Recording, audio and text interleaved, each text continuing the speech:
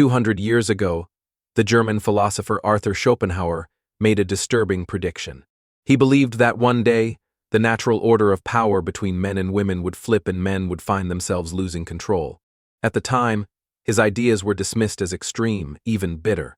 But today, as we look around, his words seem almost prophetic. Schopenhauer argued that women, by nature, were not weaker, just different in how they gained influence. While men ruled through strength and authority, women operated through subtle persuasion, emotional intelligence, and, as he controversially claimed, manipulation. He warned that as society modernized, these hidden strengths would become more powerful than brute force or traditional male dominance. And here we are. Look at the world now: education, relationships, workplaces, even laws, everything is shifting. Women are graduating from universities at higher rates than men. They're entering leadership roles in politics and business in ways that would have been unthinkable in Schopenhauer's time. Meanwhile, men are struggling, falling behind in school, checking out of the workforce, and facing an identity crisis about what their role even is anymore. Was Schopenhauer right? Did he see something most people missed? Or was he just a bitter old man projecting his own fears onto the future? Either way, his warnings force us to ask, are men really losing power? And if so, why? This isn't about blaming women or calling for some return to the past. It's about understanding the forces at play. Because if Schopenhauer really did see this coming, then maybe we should pay attention to what happens next. For centuries, men held power because they controlled the economy. Physical strength and mechanical skills guaranteed steady work: factories, construction, farming. But over the last few decades, something unexpected happened. The economy changed, and many traditional male jobs simply disappeared. Machines now do the heavy lifting. Factories run on automation. Even jobs like truck driving, once a male-dominated field, are threatened by self-driving technology. At the same time, the jobs that are growing require skills that our education system isn't preparing many men for: communication, emotional intelligence, adaptability.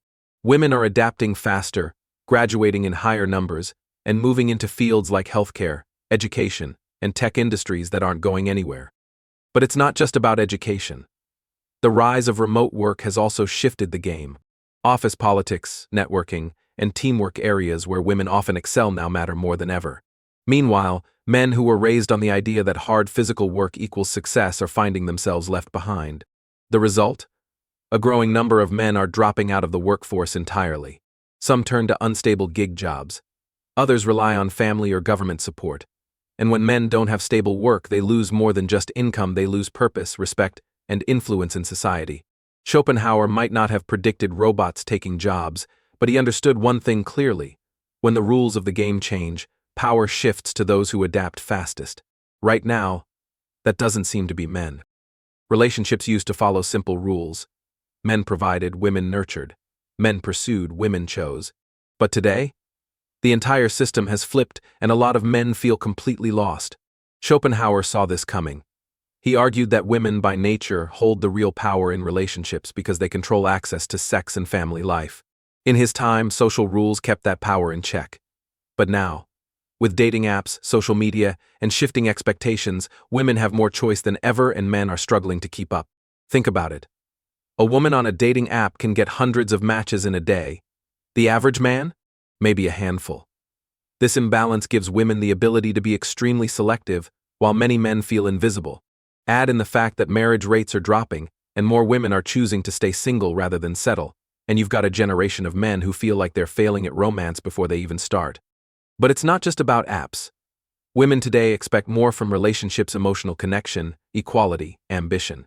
Men raised on old-school ideas of masculinity often don't know how to meet those expectations.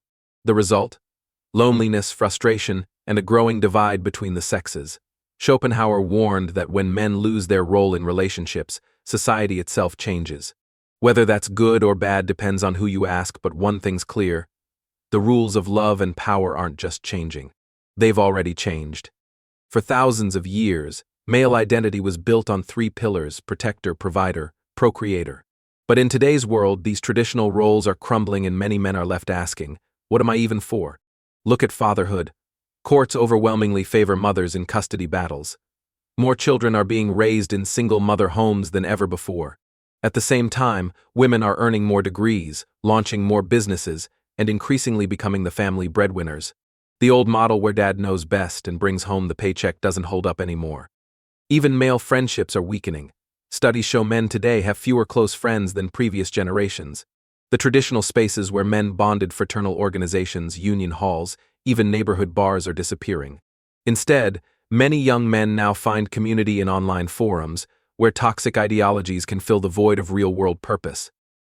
The mental health statistics tell the story. Men account for 75% of suicides. Male depression rates have tripled in a generation. Over 60% of young men are single, compared to 30% of young women. Schopenhauer predicted this crisis of meaning. He believed that without clear societal roles, men would become restless, angry, and ultimately self-destructive. His solution, focus on intellectual and artistic pursuits, seems out of reach for many in today's attention economy. The uncomfortable truth: society hasn't offered men a new script to replace the old one. Until it does, this aimlessness will only grow worse. So where do we go from here? If Schopenhauer was right about men losing power, does that mean it's all downhill? Not necessarily, but it does mean we need to have an honest conversation about what masculinity should look like in the 21st century. First, let's be clear. This isn't about going backward. The old model of male dominance wasn't sustainable or fair. Women's progress is good for society, full stop.